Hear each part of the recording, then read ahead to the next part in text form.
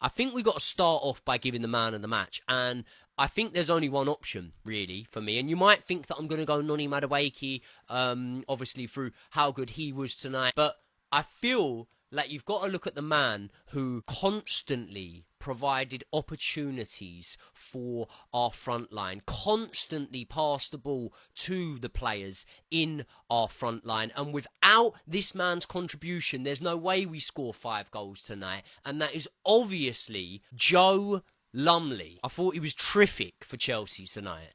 He was on the other side. He's a Southampton player, but for Chelsea, he was terrific. He really was. No, I'm joking.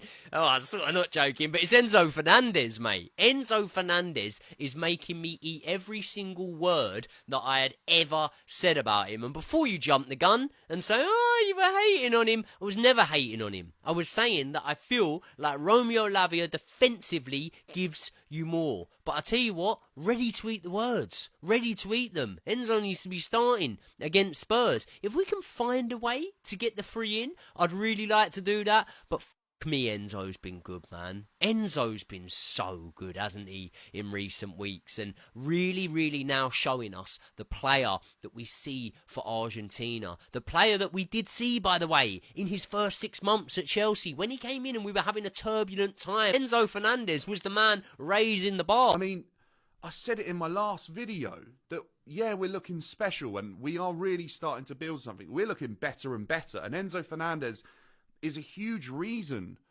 for that.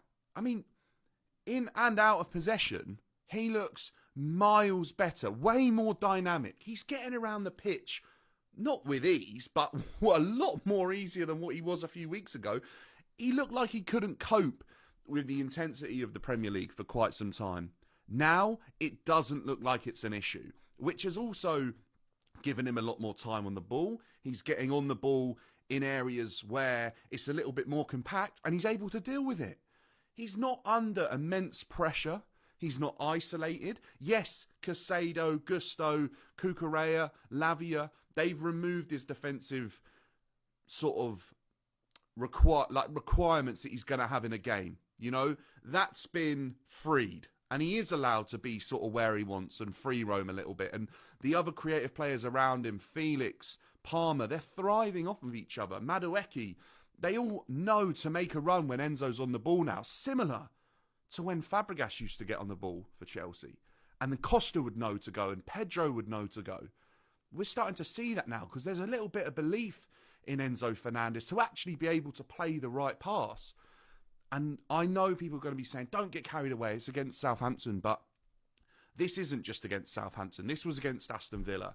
This has been a consistent run of games from Enzo Fernandez, which we haven't seen in a Chelsea shirt. The Chelsea away crowd sung Enzo Maresca's name for the first time tonight. What more do you want? We can't ask for more right now. Right now, from this Chelsea team, we cannot ask for more. And this is why I wanted to highlight the chant to Enzo Maresca. Enzo Maresca, brilliant job. Because, let's be honest, we saw the lineup. We saw the lineup, and I got to be real. I saw the lineup, and I was like, A lot of rotation. For me, it's the biggest highlight of the night.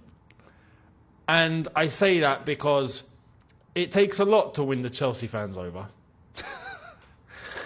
Especially the away fans.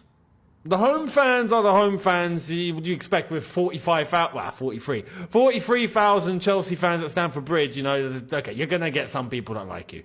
But the away crowd, they're the hardcore ones. They're the ones who travel up and down. They're the ones who spend their hard-earned money properly weekly. They're the ones who dedicate a big portion of their paychecks and their lives